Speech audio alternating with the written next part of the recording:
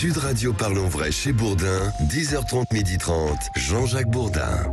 Bonjour à toutes et à tous. Merci d'être avec nous. Il est 10h32, 2 heures de débat, 2 heures d'information, 2 heures de réaction également, les vôtres. Merci donc d'être avec nous au 826 300 300. Vous pouvez appeler, vous pouvez donner votre avis et surtout nous faire partager votre expérience. De quoi allons-nous parler ? Le paiement des amendes pour consommation de drogue devra être immédiatement perçu. C'est-à-dire que les amendes devront être payées sur place, aux policiers et aux gendarmes. C'est ce qu'annonce Emmanuel Macron, par carte bancaire ou en liquide. Le décret sera publié fin août. Nous allons en parler dans un instant. Vladimir Poutine, Evgeny Prigojine n'ont pas été vus en public depuis samedi. Quelles conséquences à la suite de la mutinerie de Prigojine ? Nous en parlerons tout à l'heure à 10h45 avec Arnaud Dubien, qui est directeur de l'Observatoire franco-russe. 11h midi, débat sur l'enseignement de l'écologie au collège et au lycée.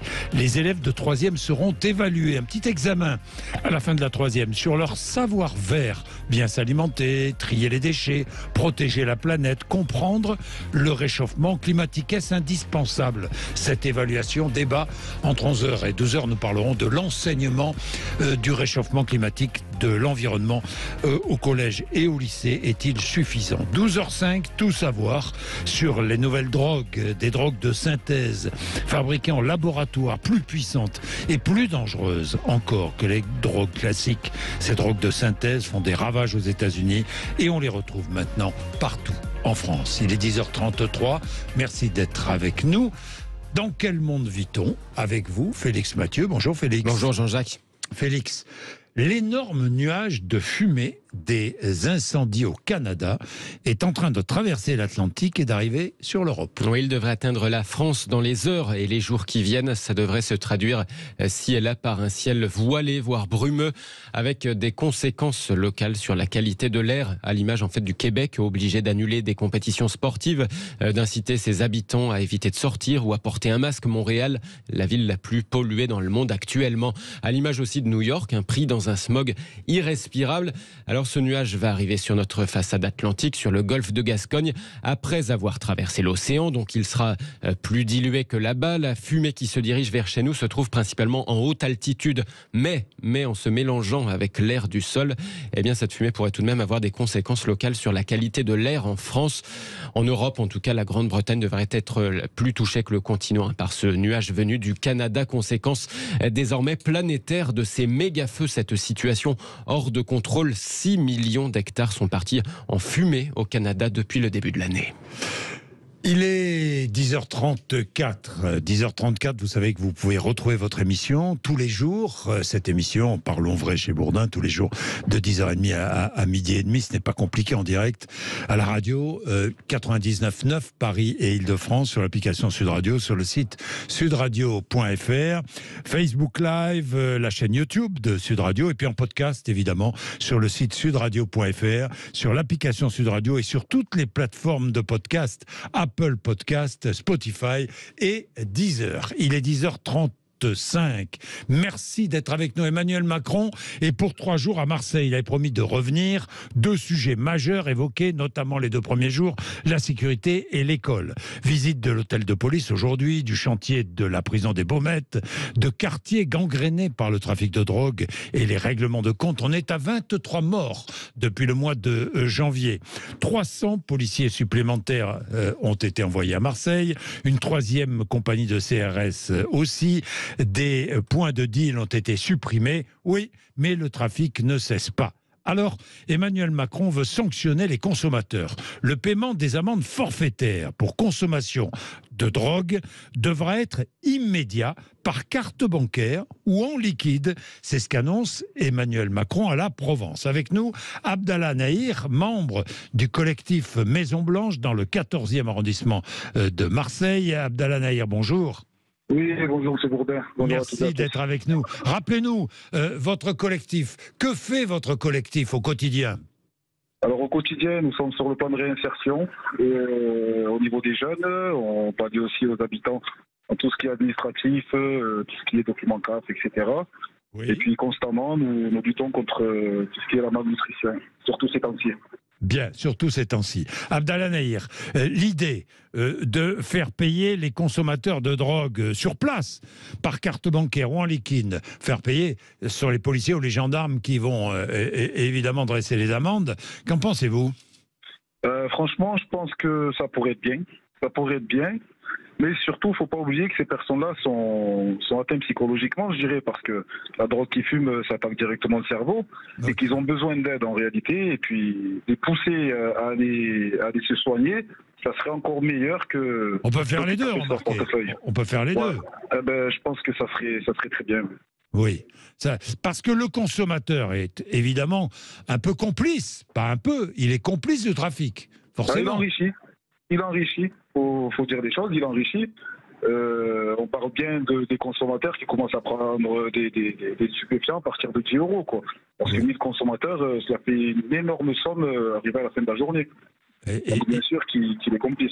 Oui. Consommateurs qui viennent de tous les quartiers de Marseille. C'est pas que les quartiers de Marseille, excusez-moi, M. Bourdin, c'est vraiment même les villages qui y a aux alentours, les petites communes. Oui. Voilà, c'est tout le monde qui descend à Marseille pour acheter du stupéfiant. Oui, toutes les communes environnantes pour acheter sa dose. Enfin, dose.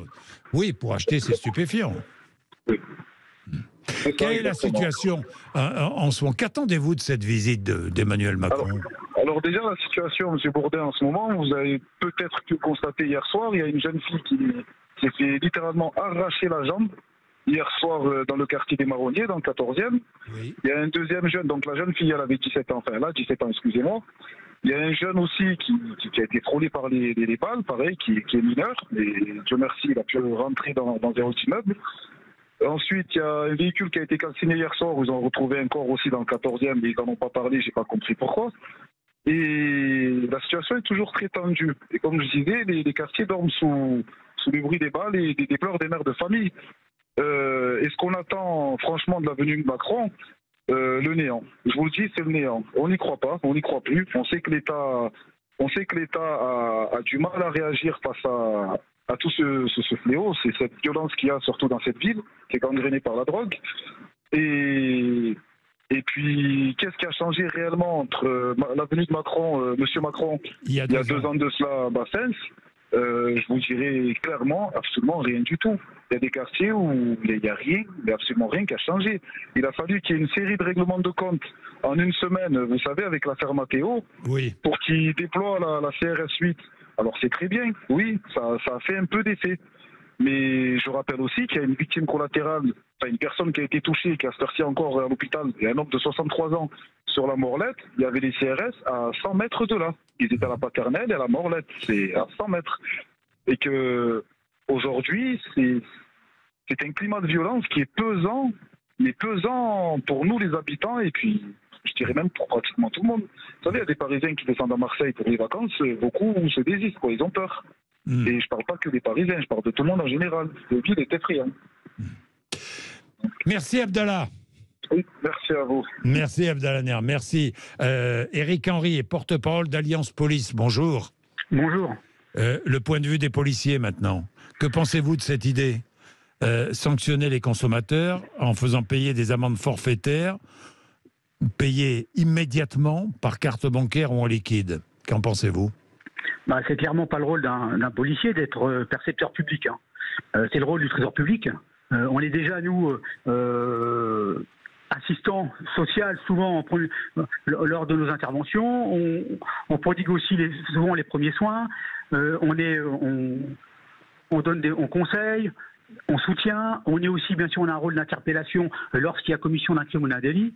Vous imaginez maintenant le policier demander le paiement de cette infraction par carte bancaire ou en liquide? Quelle sera sa façon de faire? Que devra faire le policier si l'individu n'a qu'une partie de l'argent? Est-ce qu'il devra faire signer une reconnaissance de dette et puis le reliquat sera payé où, comment? Ensuite, qu'en sera-t-il si l'individu lui paye l'intégralité de la somme en liquide? Est-ce qu'il faudra lui donner une consignation? Et ensuite, si notre collègue est appelé sur notre intervention et malheureusement une intervention compliquée et une partie de l'argent est perdue, il sera encore cloué au pilori. En tout cas, il y aura une présomption de culpabilité sur sa probité. Enfin, c'est l'AFD, ça reste une bonne idée, l'amende forfaitaire délictuelle. Mais clairement, faut s'attaquer aux racines du mal. Les racines du mal, on les connaît, c'est les trafiquants, trafic de drogue, qui gangrènent le bien vivre ensemble. Et puis également, en parallèle, le statut du consommateur, il faudrait aussi clarifier. Le Code de la santé publique indique qu'il est, c'est une victime, enfin un malade, et le Code pénal, lui, le considère comme étant mis en cause, comme étant un complice. Et effectivement, quand on achète de la drogue, on est complice, on alimente le trafic. Mais il faut clarifier tout ça, il faut savoir où on va, mais clairement, il ne faut pas demander aux policiers d'être des percepteurs publics. Enfin, ça va à l'encontre, je dirais, de leurs prérogatives. Ce n'est pas le cœur de métier du policier. Bien, on va attendre le décret de cette idée qui sera publié à la fin du mois d'août. Bien, nous allons prendre Philippe, qui est au Pays Basque. Bonjour Philippe. Bonjour Monsieur Bourdin, bonjour aux auditeurs. Qu'est-ce que vous en pensez, vous ?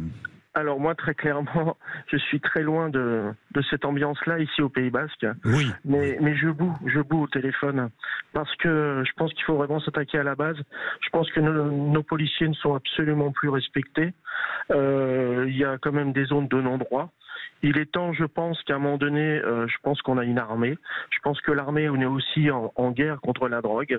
Il n'y a pas que le Covid. Donc je pense que si on a vraiment envie de faire quelque chose, on est dans la capacité quand même de pouvoir encercler cité par cité, faire appartement par appartement avec des chiens qui sont éduqués pour ça. Philippe, Éric Henry va vous répondre. Mais vous savez que quand vous démantelez un trafic de drogue, le lendemain, le trafic, ou 2 jours après, le trafic est reconstitué, non, Éric Henry? Alors, l'armée, appartement, quartier par quartier, appartement par appartement, c'est possible ça? Non, mais la lutte contre la criminalité et la délinquance doit rester la prérogative des policiers et des gendarmes, les forces intérieures.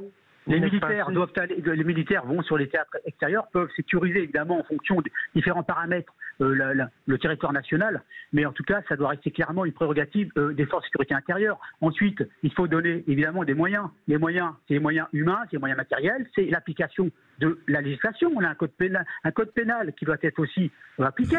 Ça va entre 10 minimum trafic stupéfiant, c'est de 10 ans à 30 ans. Il faut aussi que la réponse pénale soit à la hauteur, il faut qu'elle dissuade. Bon. Vous savez. Philippe, qu'est-ce que vous en pensez? Écoutez, au niveau policier, je sais qu'ils font tout ce qu'ils peuvent, les pauvres, mais ils sont dépassés.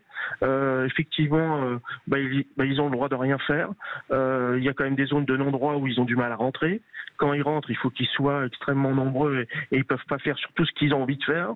On leur laisse pas faire. À un moment donné, il faut ouvrir les yeux et stop, quoi, stop.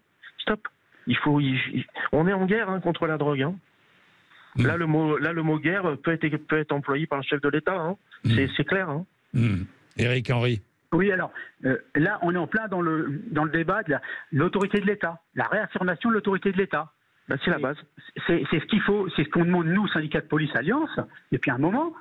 C'est la réaffirmation de l'autorité de l'État. Et cette réaffirmation, ça passe par une lutte implacable, par des peines. Par une sanction pénale extrêmement ferme, des peines minimales envers ceux qui agressent les forces de l'ordre, notamment, et également le couperet pour dissuader.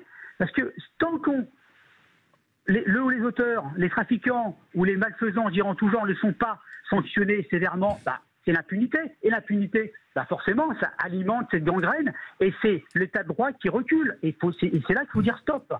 Je vais me permettre, Monsieur Bourdin. Oui. Moi, je suis commerçant. Oui. Si demain j'ai envie de me faire un plaisir, de m'acheter une voiture de sport, je vais avoir un contrôle fiscal. D'accord ? Comment ça se fait que ces gens-là, ils ont le droit de faire ce qu'ils veulent ? Ils s'achètent des voitures de luxe, ils touchent le RSA ou ils touchent le chômage. Philippe, certains pas tous, vous savez, ils n'ont pas besoin du RSA ou du chômage, les gros trafiquants. Je veux dire, comment ça se fait qu'il n'y a pas de contrôle sur ces gens-là ? Pourquoi les familles, on ne les contrôle pas plus que ça ? Éric Henry aussi, non ? Éric Henry, c'est pas si facile, c'est pas si simple que ça, j'imagine. Non, mais Alliance Police Nationale fait de la politique syndicale. Là, on est sur le terrain de la politique politicienne. Mais je comprends ce que dit monsieur, et je comprends tout à fait ce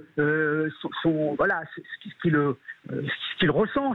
Parce que quand vous passez votre vie à travailler honnêtement, en faisant des heures, et puis vous voyez certains individus qui piétinent les lois de la République, qui font régner la loi du talion et la terreur dans leur quartier, et où on a du mal à y rentrer. On rentre, la police rentre partout, mais on a du mal quelquefois à y rentrer. Ben oui, je comprends. Mais encore une fois, c'est aussi une question de projet de société. Qu'est-ce qu'on veut ? Il faut remettre la valeur travail au centre du dispositif. Une réponse pénale, encore une fois, parce que c'est quand même la sécurité, c'est la première des libertés. Mais la réponse, la justice au nom du peuple, au nom de tous, et on ne peut pas laisser s'installer. Une priorisation, je dirais, de ces criminels, parce que quand l'État n'est pas présent, c'est le système mafieux qui avance. Et ça, on ne peut pas laisser faire. Il faut donc continuer à se battre ardemment et à sanctionner, à affirmer l'autorité de l'État. Merci, messieurs, merci. Il est 10h47, évidemment, ça suscite de multiples réactions, ce qui est tout à fait logique. Nous allons parler de toute autre chose, nous allons parler de la Russie dans un instant, avec la mutinerie de Prigojine, Evgeny Prigojine, Vladimir Poutine, Evgeny Prigojine n'ont pas été vus en public depuis samedi. Mais quelles conséquences à la suite de la mutinerie ? Quelles conséquences de la mutinerie de Prigojine ? Nous allons en parler dans un instant. Sur l'antenne de Sud Radio, 10h48. Jean-Jacques Bourdin. Il est 10h51. Merci d'être avec nous. Reparlons de ce qui s'est passé ce samedi totalement fou en Russie avec cette rébellion. Moi, je préfère dire mutinerie de la part d'Evgeny Prigojine face à Vladimir Poutine. Arnaud Dubien est avec nous, directeur de l'Observatoire franco-russe et chercheur associé à l'IRIS. Arnaud Dubien, bonjour. Bonjour. Merci d'être avec nous. Je disais mutinerie, on a peut-être employé un peu à tort d'autres mots, mais mutinerie, et ce samedi totalement fou. Alors aujourd'hui, on n'a plus de nouvelles de Prigojine, on n'a plus de nouvelles de Poutine. Ils n'ont pas été vus en public depuis samedi. Après ce face-à-face, les Russes ont été sidérés par ce qui se passait, le monde entier d'ailleurs. Le monde entier aussi. Le pouvoir de Poutine a-t-il réellement été ébranlé ? Prigojine voulait-il réellement... On disait, je voyais sur toutes les chaînes de télévision samedi, Prigojine peut-il renverser Poutine ? La question était, Prigojine veut-il renverser Poutine ? Enfin, pour l'instant, statu quo. Prigojine serait au Kazakhstan, en Biélorussie, et Poutine, lui, serait au Kremlin. Voilà où on en est. Arnaud Dubien, nous sommes toujours sidérés, vous aussi. Oui, même si je suis à Moscou depuis hier soir et je note que il y a un sentiment de normalité, de retour à la normale, à ceci près que les moscovites ont un jour de congé, puisque le maire de Moscou, samedi, au plus fort des événements, avait décidé d'appeler finalement les moscovites à rester chez eux lundi, chez eux ou à la dacha. Aujourd'hui, évidemment, c'est un peu en décalage. Alors pour revenir à ce que vous avez dit, effectivement, je ne pense pas que l'on puisse qualifier ce qui s'est passé de tentative de coup d'État, parce que l'objectif de Prigojine, pour autant qu'on puisse le savoir, n'était pas de renverser Vladimir Poutine, n'était pas d'occuper le Kremlin, ni de diriger la Russie. Initialement, il s'agissait d'obtenir la tête du ministre de la Défense, M. Shoigu, du général Gerasimov, chef d'état-major, avec lequel il est en conflit depuis des semaines et des mois. L'élément déclencheur, je ne sais pas si ça a été dit ou suffisamment dit en Occident, c'est sans doute la décision le 1er juillet du Kremlin, finalement, d'obliger toutes les formations paramilitaires, les compagnies militaires privées, à signer un contrat en bonne et due forme avec le ministère de la Défense, qui signifiait finalement la fin de Wagner. Donc c'est un conflit le corporate. 1er juillet, la date était fixée. Exactement, finalement. Je dirais c'est un conflit corporate qui a dégénéré très gravement, évidemment. Ce qui renvoie à, finalement, pourquoi Wagner ? Pourquoi avait-il des armes ? Est-ce que ça a été bien géré ? Manifestement non. C'est extrêmement fâcheux pour l'État russe, pour l'image de Poutine. Et en même temps, il ne faut pas se précipiter. Je crois que les vraies conséquences, on ne les verra pas aujourd'hui, pas demain. Tout ça va se décanter, va infuser, si j'ose dire, dans les esprits des élites et de la population. Restons prudents. Et puis il y a la dimension militaire, bien sûr. Ce que l'on note, c'est que pour l'instant, en tout cas, l'Ukraine n'a pas tiré profit de ces événements. Oui, Arnaud Dubien, ne nous emballons pas. J'aime entendre votre discours. Ne nous emballons pas. Posons-nous simplement des questions. Des questions sur l'avenir du pouvoir de Poutine, de l'autorité de Poutine, parce que il a tout de même été humilié, Poutine, Arnaud Dubien. Oui, c'est une humiliation, et je dirais que ce n'est pas la première. Dans un autre registre, le drone ou les 2 drones ukrainiens sur les coupoles du Kremlin début mai, c'était déjà extrêmement fâcheux. Là, c'est différent, c'est tout le mythe ou l'image de la verticale du pouvoir, de la stabilité, qui était déjà écornée, mais qui sont battus en brèche. Il y a eu un moment, non pas de panique, mais une vérité assez crue, qui n'est peut-être pas très connue au-delà de Moscou, c'est que finalement, ils auraient pu aller jusqu'au Kremlin. Encore une fois, c'était pas forcément leur objectif, mais ce qu'a révélé cette crise, c'est que ces colonnes, elles auraient pu aller plus loin. Et à un moment, la sécurité de la capitale, et c'est aussi assez humiliant, je pense, dépendait des détachements tchétchènes, de M. Kadyrov, qui étaient probablement les seuls à pouvoir les arrêter. Donc tout ça, encore une fois, va laisser des traces dans les esprits. C'est peu visible aujourd'hui par la force des choses, mais comment les élites, les gens qui sont au cœur du système vont réévaluer le rapport de force? Est-ce qu'elles voient toujours Poutine finalement comme le garant du système ou comme quelqu'un de très affaibli? Et puis la population, ça aussi c'est intéressant. La population, si on fait un parallèle, une comparaison, n'est pas sortie dans les rues comme en 1991 lors du putsch à Moscou pour soutenir Poutine. Oui. À Rostov, on a vu que les choses étaient partagées. Il y a eu des bagarres entre les partisans de Wagner et les loyalistes. Et finalement, l'apathie du peuple russe qui est encouragé par le pouvoir, elle peut aussi aujourd'hui être un facteur de vulnérabilité. Un facteur de vulnérabilité quand à Prigojine, lui, il est devenu plus populaire. Je ne sais pas, je crois que c'est quand même le grand perdant. Vous pensez que c'est le grand perdant, oui. Il a sauvé sa peau. À un moment, samedi, c'était la grande question. N'oublions pas le discours extrêmement martial, extrêmement dramatique de Vladimir Poutine samedi matin, la comparaison avec 1917. À ce moment-là, je crois que pas grand monde pensait que Prigojine sauverait sa peau. Sauf que, encore une fois, il n'y avait personne ou pas suffisamment de force pour réduire ces colonnes, pour réduire Wagner. Mais Arnaud Dubien, l'élite politique a soutenu Poutine. Oui, ça c'est un autre facteur qu'il ne faut pas sous-estimer. Il n'y a pas eu de fracture au sein des élites, pas de fracture au sein du système, ni même au sein des services de sécurité ou de l'armée. Il n'y a pas eu d'unité de parachutistes ou d'autres qui ont fait défection, comme encore une fois si on fait un parallèle, Alger 61 ou d'autres. Donc ça c'est plutôt rassurant pour Poutine, mais encore une fois, les gens se posent des questions. Et l'avenir du système à moyen terme, au-delà de 2024, date de l'échéance présidentielle, elle se pose. Qu'on le veuille ou non. Qu'on le veuille ou non. Arnaud Dubien, autre remarque, et j'en terminerai, autre remarque, Poutine a accepté l'affront finalement. Est-ce qu'il n'a pas montré là peut-être une faiblesse et peut-être une capacité insoupçonnée au compromis ? Je crois qu'il a surtout voulu éviter un bain de sang, voire un double bain de sang, d'abord à Rostov, qui aurait pu devenir un Fort Chabrol puissance 10 ou 50, avec des Wagner dans l'état-major de la région militaire sud face à des Tchétchènes, et dans les rues de Moscou. Qu'est-ce qui finalement est le plus humiliant, le plus grave? Est-ce que c'est d'avoir effectivement en quelques heures changé de discours, laissé filer Prigojine, ou éviter le bain de sang? C'est un pari, il n'est peut-être pas fou ce pari de la part de Poutine. Merci beaucoup Arnaud Dubien, merci. Directeur de l'Observatoire franco-russe, chercheur associé à l'IRIS. Il est 10h58. Vous êtes sur Sud Radio, vous réagissez. Vous avez vécu cette folle journée en Russie samedi, évidemment. Incroyable tout ce qui s'est passé. Pronostic à retrouver sur sudradio.fr et sur l'application mobile de Sud Radio.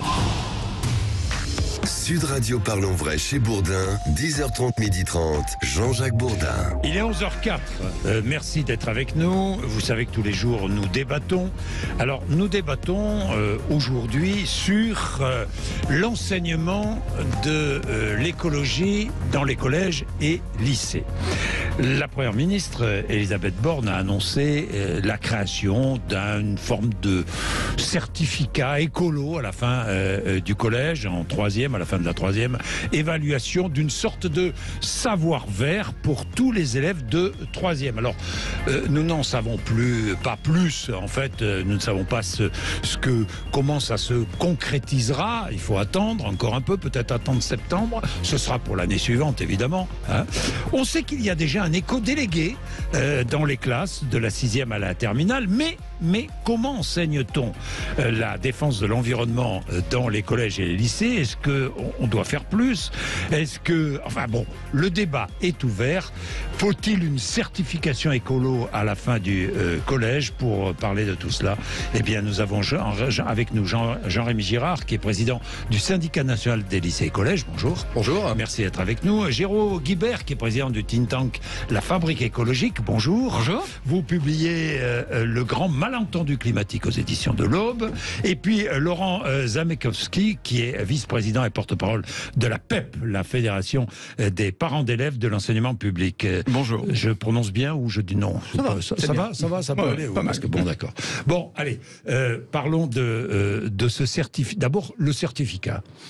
On n'en sait pas plus. Que savez-vous de plus sur ce certificat? Alors, à la fin de la troisième? Strictement rien.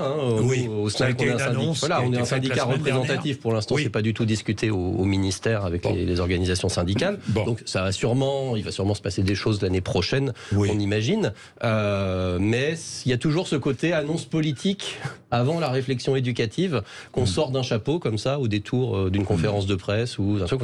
Hop, on va faire un certificat vert. On va doubler le temps de l'enseignement moral et civique, super, mais alors du coup on enlève du temps à qui en échange, puisque c'est plutôt comme ça que ça fonctionne en ce moment.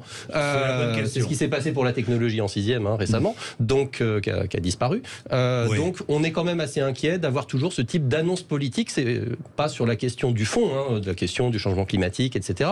Mais on est toujours assez inquiet d'avoir des sortes de gadgets politiques qui mesurer le savoir-faire des élèves de 4e et 3e, c'est utile? Je ne sais pas si c'est utile, mais en tout cas, ça fait une évaluation de plus. Et plutôt, il faudra peut-être d'abord se poser une question sur, quelque part, déjà la situation en ce qui concerne les enseignements, comment c'est mis en place, etc. Parce que ça fait déjà 40 ans, en fait, que l'enseignement au développement durable existe. Alors aujourd'hui, il est censé être enseigné dans multiples matières. Mais il passe un peu inaperçu, pardon, non? Alors, il passe inaperçu. Est-ce que les élèves sont allés au collège et au lycée, c'est l'une des questions que nous allons poser, sont vraiment sensibilisés aux enjeux climatiques? Ah oui, clairement. Vraiment. Tout le programme de l'année de 5e en géographie est sur le développement durable. Il passe 1 an sur le développement durable en géographie. Mais je crois qu'en fait, c'est surtout les élèves justement qui ont plus de conscience écologique que les adultes. En fait, finalement, c'est pas vraiment les élèves le problème, c'est plutôt nous, les adultes. Oui. Qu'en pensez-vous, Géraud Guibert? Moi, je pense que... mesurer le savoir-faire des collégiens, est-ce utile? Moi, je pense que c'est utile. C'est un signal, je pense, qui est donné. Que la citoyenneté, dans l'avenir, doit intégrer impérativement les sujets climatiques. Et c'est pas une question d'idéologie. Moi, vous savez, je suis pas idéologue. Ensuite, je suis souvent assez critique vis-à-vis du gouvernement. Mais je pense que en termes de citoyenneté, le sujet climatique est tellement important, et écologique en général, est tellement important dans les 20 ans à venir, qu'il est décisif que nos jeunes aient des notions précises, concrètes, et qui soient tout à fait validées, scientifiques, sur ce sujet. Très simple d'ailleurs, il ne s'agit pas d'inventer le fil à couper le beurre. Non. Mais je pense que c'est tout à fait utile. Je vois, si vous voulez, on a fait un travail par exemple sur l'enseignement supérieur. Il est quand même regrettable de constater que dans ce pays, on est obligé d'avoir un tronc commun sur ce sujet au début de l'enseignement supérieur, parce qu'on constate que les étudiants n'ont pas, justement, le minimum de culture écologique qu'il faudrait. Et donc, je pense que... Alors ensuite, on peut débattre sur la nature de la certification, sur etc. Ça, c'est un autre sujet. Mais le fait que, en tant que futurs citoyens, nos jeunes aient un certain nombre d'informations écologiques et qu'ils savent un certain nombre de choses, moi, ça me paraît très utile. C'est une façon d'obliger les jeunes à s'intéresser de près à la cause écologique. Bien s'alimenter, trier les déchets, protéger la planète, comprendre le réchauffement climatique. On oblige les jeunes à cela à travers ce certificat de fin d'année. En fait, tout ce que vous dites, c'est déjà dans les programmes de l'école. Ah, bien sûr. En CM2, recycler, habiter un écoquartier. En 6e, la ville de demain, le développement durable dans la ville de demain, la protection de la faune et de la flore des littoraux. En 5e, la gestion des ressources limitées, la question de l'énergie renouvelable. Enfin, je peux vous les faire, les programmes. En fait, c'est dedans. Maintenant, il y a une chose, c'est que notre système... N'est-ce pas utile de vérifier ce savoir ? Mais cet apprentissage, mais bien sûr, a-t-il été reçu ou pas ? Mais il est reçu. Ensuite, on fait des contrôles. Vous savez, quand même, dans les classes également. Enfin, on a des enseignants qui enseignent. Ce qu'il faut voir aussi, c'est qu'on a un système scolaire qui va pas très très bien, pas que sur la question du changement climatique. Je veux dire, on enseigne les mathématiques et on est dernier au classement Teams en mathématiques. Pour autant, donc à un moment, c'est pas forcément que c'est pas fait. C'est que dans un certain nombre de cas, c'est peut-être pas fait dans des bonnes conditions, c'est peut-être pas retenu. Effectivement, c'est probablement pas en faisant une certification verte en fin de 3e. Peut-être mal fait aussi. Alors ça, c'est fait comme on peut sur les programmes qu'on a, avec les horaires qu'on a et le manque de formation qu'on peut avoir aussi. Moi, je suis professeur de lettres. En collège, on a un chapitre qu'on pourrait étudier, si on le veut, il est facultatif, enfin il est au choix, sur effectivement comprendre et anticiper les responsabilités humaines actuelles en matière de changement climatique, de dégradation de l'environnement et de biodiversité. Moi j'ai fait des études de littérature et de grammaire, donc je ne vais pas enseigner ça à mes élèves, parce que je vais peut-être leur raconter des grosses bêtises aussi. Donc c'est important qu'on ait des spécialistes bien formés pour enseigner ça, sinon ça peut vite devenir n'importe quoi. C'est un point essentiel, moi je suis absolument d'accord avec ce qui a été dit, c'est-à-dire que la certification, parce qu'elle introduit un élément d'obligation, va faire en sorte que les différents enseignants, alors évidemment il faut qu'il y ait les moyens derrière, il faut que la formation, mais ça, d'une certaine façon ça les oblige aussi à suivre un minimum de formation sur ces sujets. Et je pense que c'est extrêmement utile, mais encore faut-il qu'il y ait les moyens derrière, en effet, de formation, etc. On les aura pas, je vous le dis tout de suite. Peut-être, mais... On les a pas déjà sur le harcèlement scolaire, alors sur le changement climatique. Peut-être, mais je pense que du coup ça introduit un élément d'obligation et je pense que du coup, toute une série d'enseignants qui en effet ont besoin de se former sur ce sujet, mais c'est pas des formations très longues, c'est des choses très très concrètes et très précises. Je pense que ça serait très utile. Les enseignants peuvent se former sur ces questions environnementales. Ils peuvent se former. Est-ce que vous avez aujourd'hui, est-ce que les enseignants ont des formations sur les questions environnementales ? Mais ils ont déjà très peu de formations tout court, en fait. Donc une fois encore, nous c'est, c'est la sorte de point systématique dans une réunion au ministère de l'Éducation nationale, c'est qu'à un moment, quel que soit le sujet, on va dire il faut former les enseignants. Si on nous formait à tout ce à quoi on doit nous former, moi je n'enseignerai plus, je passerai ma vie en formation, il faut bien le savoir aussi. Et je reviens juste sur la notion de certification, parce que c'est pas la première fois qu'on a ce système. On va faire une certification en fin de 3e. On a eu ça avec l'informatique, on avait le B2I, le brevet informatique et Internet. C'était supposé être obligatoire pour avoir le brevet. Du coup tout le monde l'avait, parce que effectivement sinon on aurait eu plein d'élèves qui n'avaient pas le brevet, ça aurait fait mauvais genre, du coup on s'arrangeait pour que les élèves l'aient. Donc en fait ça va encore être une certification maison qui va rien certifier du tout, très clairement. Il n'y aura aucune sanction qui accompagnera cette certification. Faut arrêter de dire s'ils ne l'ont pas, ils passeront pas en seconde. On sait déjà tous aujourd'hui que c'est faux, par exemple, cette chose-là. Bien entendu qu'ils passeront en seconde. Oui. Qu'est-ce que vous voulez dire, vous, parents d'élèves ? De toute façon, c'est de prendre le problème à l'envers, en fait. De partir, de mettre une évaluation en fin de 3e pour, entre guillemets, contraindre le système à mettre l'accent sur l'écologie, c'est pas la bonne manière. Je veux dire, aujourd'hui, c'est ce que je disais tout à l'heure, le problème n'est pas les enfants. Je veux dire, ils ont peut-être pas toutes les connaissances, mais ils ont néanmoins une sensibilité que nous n'avions pas. Et la difficulté aujourd'hui, et l'inégalité, il y a des enseignants qui sont très bons pour mettre l'accent sur l'écologie et d'autres moins bons. Parce qu'ils n'ont eux-mêmes pas justement cette sensibilité et effectivement, ils ne sont pas formés parce qu'effectivement, aussi aujourd'hui, on manque d'enseignants. Donc effectivement, si on les envoie en formation, ça aggrave encore le problème. Deux remarques, deux points de vue. Ça va nous permettre d'alimenter le débat après la première pause. Premier point de vue, certains disent, attendez, on n'a pas à enseigner la défense de l'environnement à l'école, on a autre chose à faire, il y a d'autres matières et des matières essentielles à développer, c'est secondaire. Et puis, certains disent, attention à l'endoctrinement, la dénonciation du capitalisme. Et puis d'autres disent, ah oui, mais en terminale, par exemple, en SES, lorsqu'on enseigne les questions environnementales, on pense que l'innovation technologique est la seule solution au changement climatique.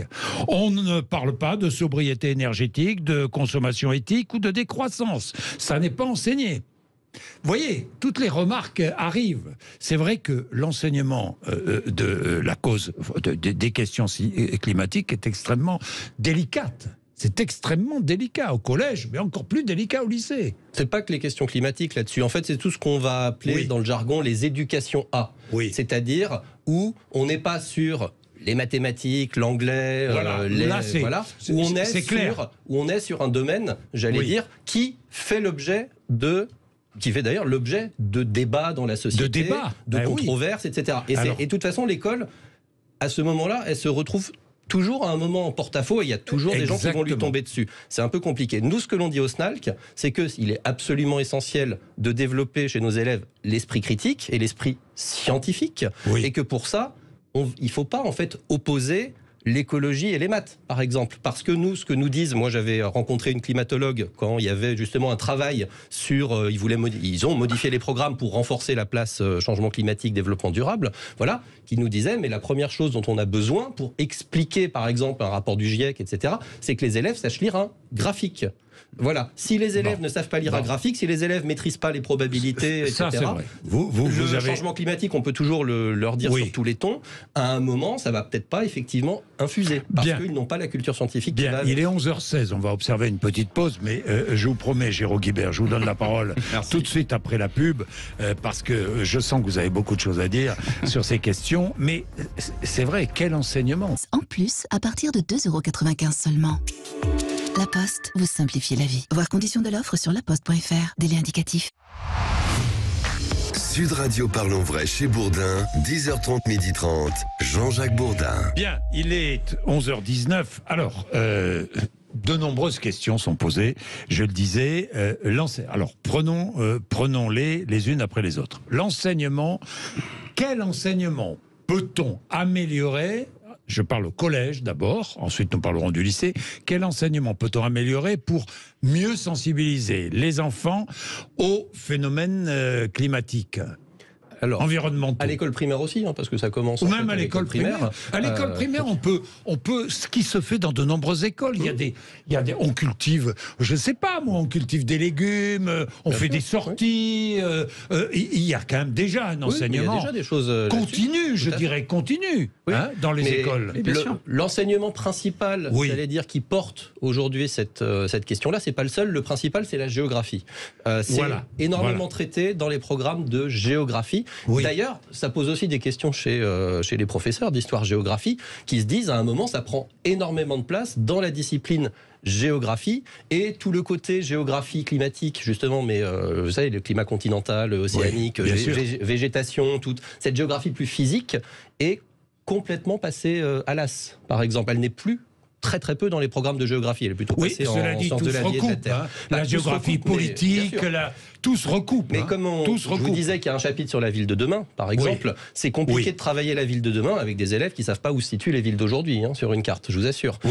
Donc, il y a des questions d'équilibre et c'est peut-être compliqué de faire porter ça sur une discipline qu'on est en train de reformater développement durable, alors qu'il y a des éléments qui sont peut-être d'autres disciplines. Alors ça ne porte pas en théorie sur une seule discipline. C'est censé être réparti sur l'ensemble des disciplines. Il y a aussi la SVT aussi, où c'est quand même très prégnant. Donc après, je pense que c'est ce que je disais, c'est que bien évidemment, il y a des fondamentaux à acquérir au départ, et ça c'est la question. Enfin, il faut commencer, si on construit, il faut commencer par les bases, donc les fondamentaux. Après, il y a effectivement d'autres questions aussi, comme on parlait de l'éducation civique, mais également aussi l'éducation aux médias et à l'information, la capacité de comprendre ce qu'on reçoit, ce qu'on entend, et justement pouvoir le digérer. Les enfants sont sensibles dès le plus jeune âge, et il y a beaucoup de choses qui sont faites en primaire. Oui, mais alors donc... il faut leur amener après les moyens de pouvoir construire. Donc on les sensibilise en géographie, on les sensibilise en SVT, on les sensibilise finalement partout, quoi, dans toutes les matières, à part les maths, l'anglais. Le développement durable ou le changement climatique est mentionné dans les programmes de mathématiques. Aussi. Oui. Mais le développement durable, donc, comme le numérique, c'est partout. Aujourd'hui, je veux dire, c'est pas une notion qu'on peut traiter à côté. Comme on parle encore du numérique, le numérique, il est partout. L'environnement, il est partout. Donc aujourd'hui, il y a une réflexion qui est globalisée. Après, on commence avec les fondamentaux et après, on développe. Mais après, il faut enchaîner les choses dans une construction qui fait sens. Jérôme Guibert. Non, ce qu'il faut dire, c'est que les enquêtes ont quand même montré qu'il y avait une très grande inégalité d'appréhension de ce sujet parmi les élèves et les collégiens et les lycéens, parce qu'il y a des tas de bonnes initiatives, mais il n'y a pas forcément de systématisme d'un certain nombre de choses. Bon. C'est-à-dire, par exemple, moi je pense que la connaissance vous disiez, il y a les problèmes de critique de la société, etc. Très bien. Mais il y a quand même un contenu scientifique de base qui est assez simple d'ailleurs, hein, on pourrait en parler, mais qui est assez simple et qui n'est pas forcément connu, y compris, je vous le dis, quand on des étudiants qui rentrent à l'université. Donc ça, c'est la première chose. La deuxième chose, c'est les gens. Je voudrais répondre aux gens qui disent, mais il faut donner la priorité aux savoirs fondamentaux, écrire, lire et compter. Bon, mais c'est pas incompatible. C'est ce que dit David Lisnard, le maire de Cannes. Vous avez vu sa chronique. Mais je veux dire, c'est pas du tout incompatible avec ça. Évidemment, on peut, et ça se démontre tout à fait dans le quotidien des profs et des élèves, que à l'occasion de lire, écrire, compter, on peut très bien parler du climat, parler et prendre des exemples dans ce domaine. Donc ça n'a rien d'incompatible avec ça. Le seul élément, je trouve, moi, intéressant, mais ça dépend des modalités, je suis d'accord avec vous. Le seul élément intéressant de la certification, c'est que c'est un élément de garantie, entre guillemets, parce que c'est vrai que ça ne va pas empêcher quelqu'un d'avoir le brevet. Bon. Mais c'est un élément quand même en tout cas de rendez-vous pour être sûr qu'à la sortie de la troisième, mais c'est une évaluation. C'est une évaluation, c'est toujours utile d'évaluer, de savoir si les enfants, de savoir si les enfants ont bien assimilé. C'est possible de le mettre dans le brevet des collèges, en fait. Enfin, il y a des épreuves au brevet des collèges. Vous pensez que ça serait bien Il y a une épreuve d'histoire, géographie, enseignement moral et civique. On peut. Oui, d'accord, mais dans le programme. Enfin, il n'y a pas de matière environnementale proprement dite. Non, justement. Et vous êtes contre. Ah non, on ne pense pas que ce soit du tout la solution. Dans l'absolu, d'évaluer, c'est pas une mauvaise chose. Le problème, c'est qu'on finit par en rajouter sans arrêt. Il y a PIX, etc. Il y a beaucoup de choses. Donc, et l'année de troisième est quand même pas mal chargée aussi. Il ne faut pas oublier qu'on fait aussi le stage. Enfin, il y a quand même beaucoup de choses. Il y a le brevet, le PIX, le stage, etc. Donc il y a un moment, la question de l'évaluation, elle n'est pas mauvaise en soi, mais peut-être aussi, il va falloir aussi rationaliser tout ça et pas juste patcher et en réinventer la roue à chaque fois. Il faut trouver une cohérence. Les certifications... Je vous dis, là on a créé la certification Evalangue, par exemple, pour évaluer en langue vivante. Alors, alors d'un seul coup, on se rend compte qu'effectivement, les élèves ont du mal en langue vivante, ce que tout professeur de langue vivante aurait pu vous dire depuis assez longtemps. Il y a la SSR2, On a l'attestation de sécurité routière. On a PIX, qui est effectivement la certification informatique. Et en fait, ça, c'est effectivement des trucs qu'on a rajouté. En fait, le problème qu'on a, nous, enseignants, et on est quand même un métier où on a de plus en plus de mal à recruter. C'est qu'à un moment, on demande vraiment tout à l'école, on demande de plus en plus à l'école, on ne nous met pas les capacités de faire tout ce qu'on nous demande, et ensuite on nous reproche de ne pas bien faire les choses. Et on ne fixe pas les priorités, mais à un moment, ça devient très très compliqué. Mais c'est pour ça que moi je m'interroge et je me demande si, parce que c'est vrai qu'il y a ces certifications à la fin de la troisième. Bon. Et donc je me demande, compte tenu du fait que l'essentiel d'ailleurs des cours c'est en quatrième, je me demande si la logique ne serait pas que cette certification intervienne en fin de quatrième. Oui, peut-être. Parce que je pense que là il faut diversifier, il faut mais je donnerai un peu d'espace. J'espère, j'en sais rien, mais j'espère que tout ça va se discuter avec le ministère le moment venu, parce que pour le coup c'est un problème d'application pratique. Ça serait bien à la fin de quatrième plutôt que troisième. Alors, peut-être qu'il ne faut pas surcharger l'année de troisième, ça on est d'accord. Mettre quelque chose en fin de quatrième en soi, pourquoi pas, mais une fois encore, il va falloir qu'on discute de c'est quoi et ça s'appuie sur quoi dans nos programmes et dans nos enseignements. Parce que là, je vous dis, la fameuse attestation sécurité routière, on atteste d'un truc qu'on n'enseigne pas quand même. Donc c'est quand même un truc, il y a quand même des choses assez bizarres. Alors là, oui, on l'enseigne, effectivement, ça fait le changement climatique, je vous l'ai dit, les moments où c'est dans les programmes. Nous, on est assez d'accord sur le fait qu'il faudrait peut-être retravailler les programmes de géographie et d'enseignement moral et civique du collège, parce qu'on a à un moment grouper les choses. Enfin, l'année de 5e, par exemple, enfin les élèves passent un an sur le développement durable. En gros, c'est ça. Elle est lourde, ils ne parlent que du développement durable pendant un an. Ce serait peut-être bien de répartir.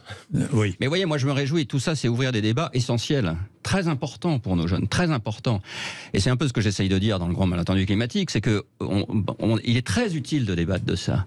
Mais quand est-ce qu'on débat de ça, sauf ici, c'est dans quelques endroits, mais alors qu'on débat de choses qui n'ont pas grand-chose à voir finalement avec ces différents sujets, avec surtout la façon de faire avancer la transition écologique.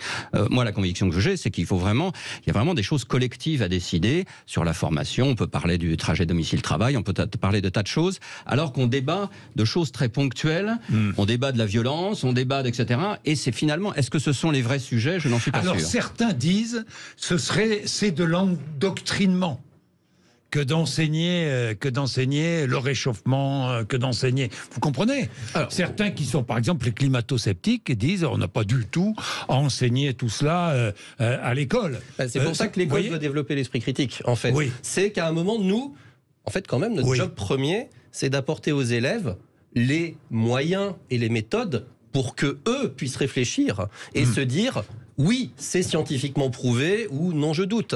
Et effectivement, à un moment, c'est très compliqué dans notre position d'enseignant, mais que ce soit sur ce sujet-là, que ce soit sur des sujets comme la laïcité aussi, c'est très compliqué dans notre position d'enseignant, effectivement, de se retrouver à enseigner quelque chose qui est l'objet de débats de société. Peut-être que les parents de certains enfants ne sont absolument pas d'accord avec ce que l'on est en train d'enseigner. Ça, il y en a tout le temps, très clairement. Et c'est vrai que nous, on se retrouve dans des situations un peu tendues. C'est pour ça que c'est important de montrer des choses objectives. C'est pour ça que je vous parlais, les graphiques, les choses comme ça, des choses très concrètes, les évolutions sur le temps, voilà. Mais qu'à un moment...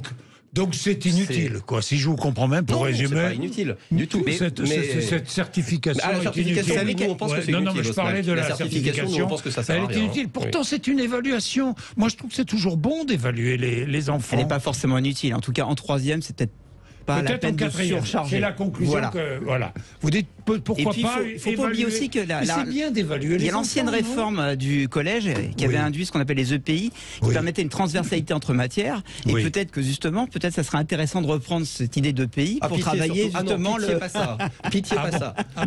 D'ailleurs, ça a disparu de sa belle mort dans les collèges. Pas complètement. Il y en a 3 ou 4 où ça existe encore. Ça existe encore. Voilà, mais globalement, non, pitié pas ça. Bon, alors vous savez ce qu'on va faire après la pub 11h30, on va parler du lycée. Parce que là, au-delà de l'envers élégant... Note d'agrumes. 16,64 blanc. C'est ça, à la French. 16,64 blanc. À la French. Pour votre santé, attention à l'abus d'alcool.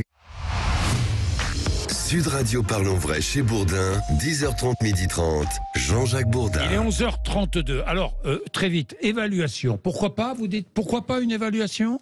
Pourquoi pas une évaluation? Avec une note, avec quoi? Avec une évaluation, une note, ça serait peut-être un peu stigmatisant, mais peut-être justement en faire un jeu. C'est stigmatisant. C'est nouveau, la note, c'est stigmatisant. Non, mais stigmatisant là-dedans sur quelque chose qui est pas un enseignement sans évaluation. Non, mais ce qu'on peut par contre faire sous forme d'un jeu, un peu plus comme Pix par exemple, aller dans cet esprit-là. Je pense que l'idée il y a des niveaux de certification. Mais c'est plus pour une note favorable à une note, vous. Nous, de toute façon, quand il y a une évaluation à l'école, nous, on préfère la note chiffrée.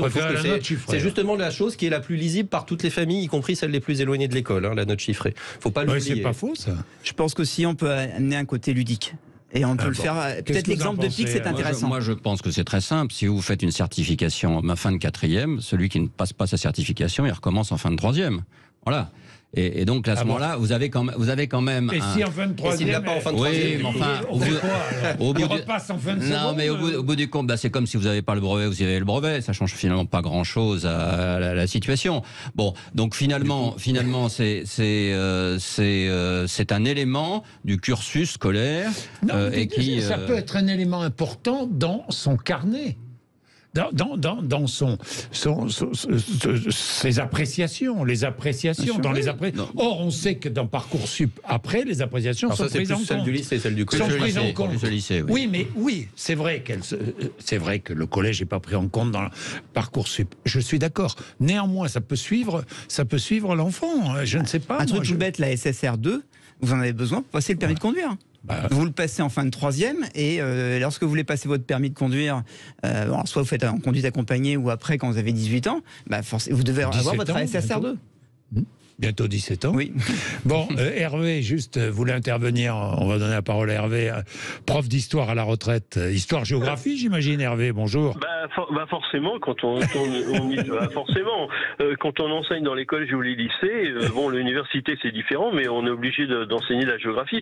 D'ailleurs, c'est ça que j'arrive pas à comprendre. Vous n'êtes pas obligé, c'est une belle matière, la géographie. Non, mais... non, mais c'est obligatoire, je veux dire, pour les professeurs d'enseigner la géographie aux élèves. Si vous voulez, le problème, c'est qu'on a laissé tomber la géographie. Avant, il y avait la géographie physique, on étudiait les paysages, on étudiait le type de temps, les nuages, on étudiait toutes ces choses-là. Moi, j'ai l'impression, si vous voulez, que tout ça, c'est une discussion bien éthérée, bien vague, et je vois pas ce qu'ils mettent à l'intérieur. Si vous voulez, c'est comme on se pose beaucoup de questions sur le fait religieux pour pas parler d'une religion. On dit on peut pas enseigner à la cité, ce en quoi je suis absolument d'accord, parce que la laïcité, ça s'enseigne pas, c'est une pratique, c'est-à-dire que on fait, je fais fermer la parenthèse, on fait par exemple l'histoire des religions, donc la religion judaïque, le christianisme, l'islam, etc.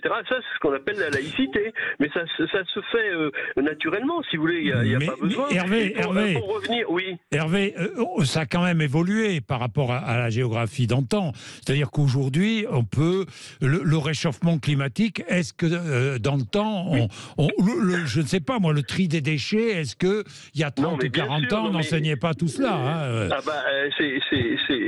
bien sûr que c'est évident. Mais si vous voulez, le problème c'est que il faudrait commencer aussi par une histoire de la formation de la Terre, les cycles solaires, ça j'en entends pas. Dans le réchauffement climatique, je voudrais bien savoir quelle est la part du réchauffement des cycles solaires. Moi, c'est tous les 11 000 ans, mais tout ça c'est pas pris en compte.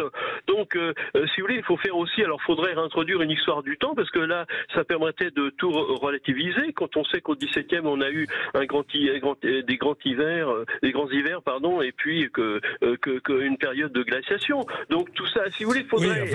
c'est pas une raison pour relativiser le réchauffement climatique, hein, quelle que soit son origine, pardon. Oui, non, mais bien sûr, évidemment, mais si vous voulez, il faudrait non pas faire des certifications, mais enseigner des vraies connaissances pour qu'ensuite on puisse faire de l'écologie. Alors, je suis d'accord avec vous. Oui, je comprends très bien, Hervé. Je comprends très bien. Alors, voilà. Merci Hervé, dans tous les cas, pour vos remarques toujours pertinentes.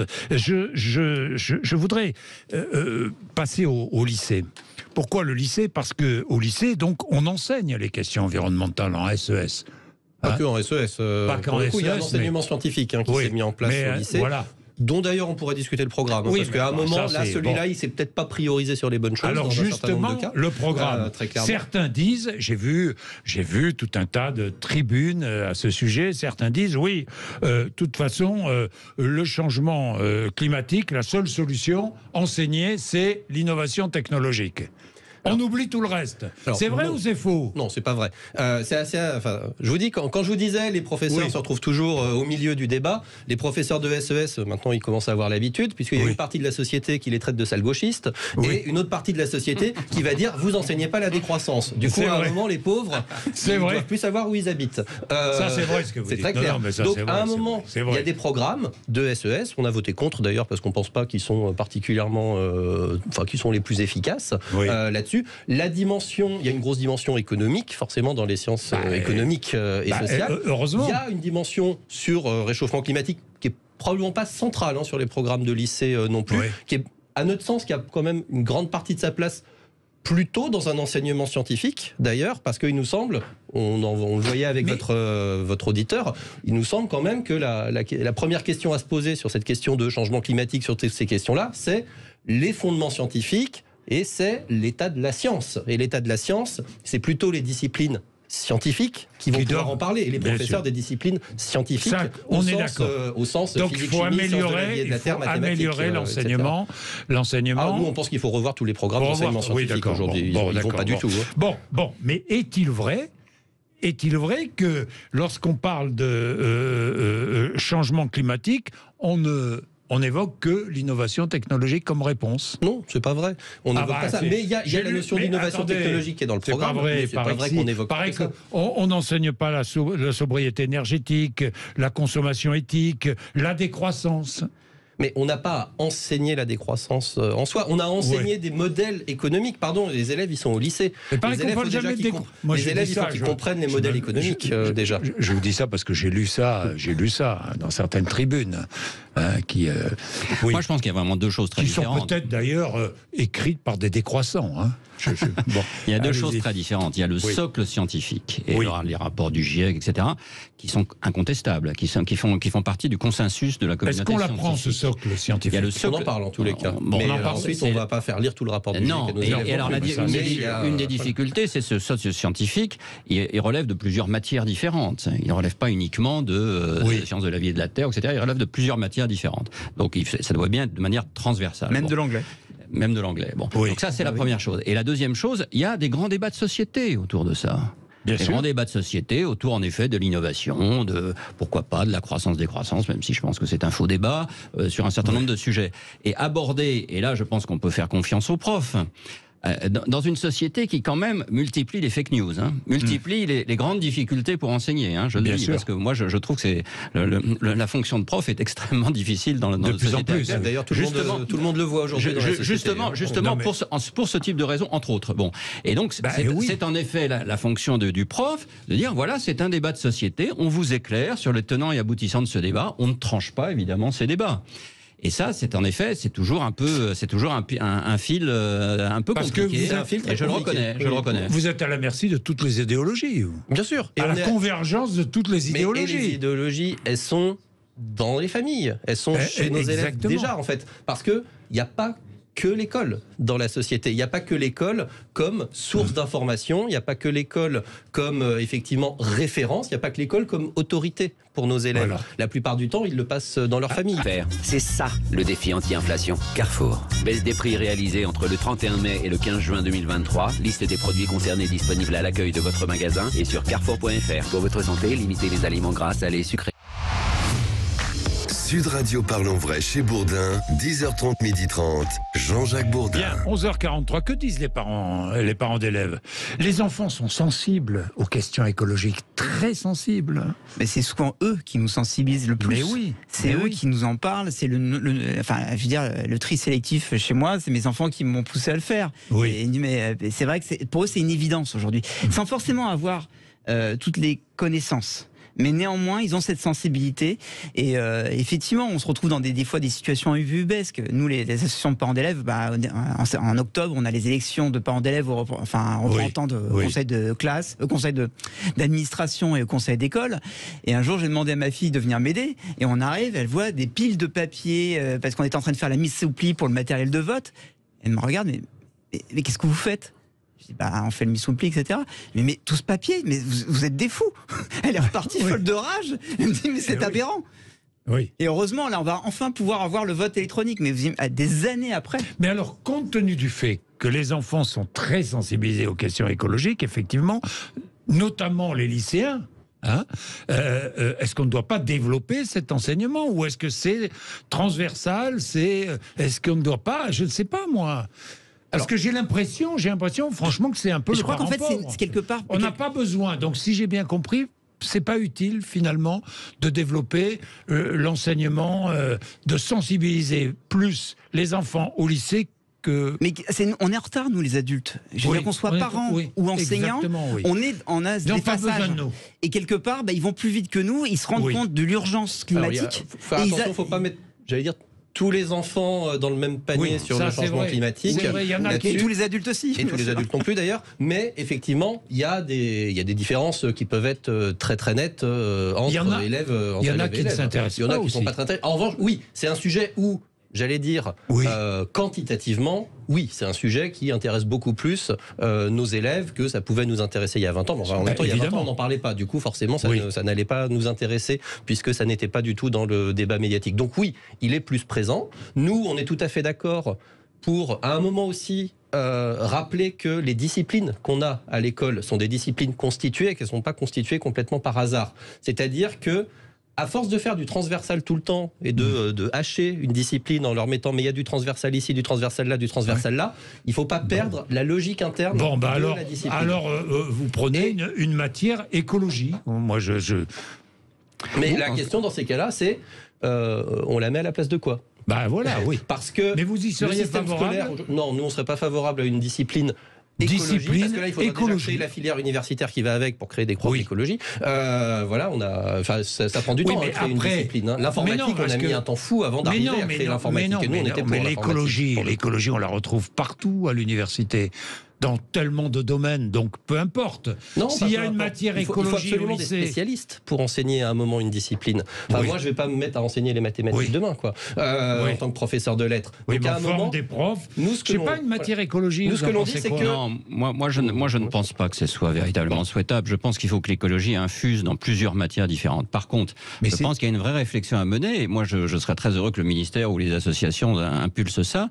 C'est qu'en effet, au lycée.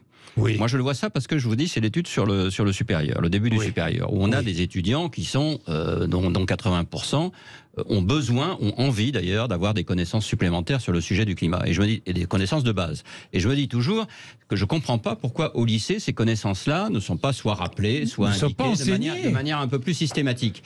Et je pense qu'il y a une réflexion, sans forcément faire une matière supplémentaire, mais dans les 3-4 cours qui sont concernés par ces sujets au niveau du lycée, la façon de faire sur ces sujets. Et alors la deuxième chose que je voulais dire, c'est que je pense qu'il y a une sensibilisation, c'est vrai, de nos jeunes, mais qui est quand même très petit geste.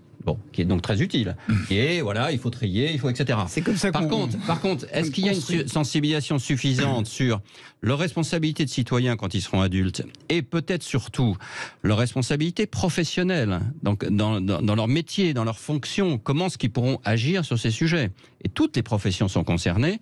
À ce moment-là, je pense, et donc je pense que d'avoir ce socle de départ aidera beaucoup à ça. Et je pense que pour le moment, c'est très insuffisant dans ce domaine pour qu'ils aient ce réflexe, je dirais, quand ils seront adultes, ce réflexe de se dire, y compris dans mon travail, y compris dans mon boulot, qu'est-ce que je peux faire concrètement pour essayer d'améliorer les choses.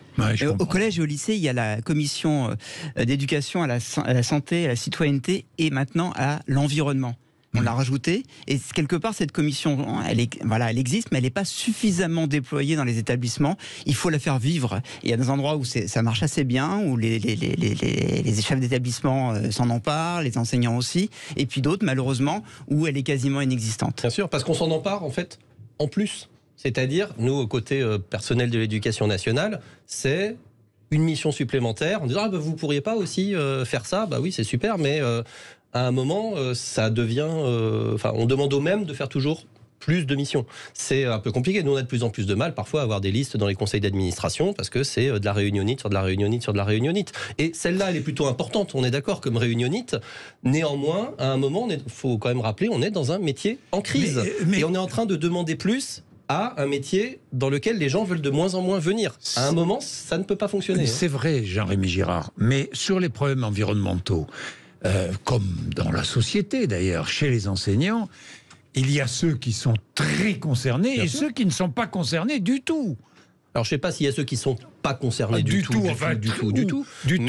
mais qui ne s'intéressent pas particulièrement au réchauffement climatique. Tout à fait, mais ensuite... on ne va pas faire du réchauffement climatique toutes les heures. Moi, quand j'enseigne la littérature, je pourrais parler du réchauffement climatique à un moment. Ça fait peut-être un peu artificiel aussi.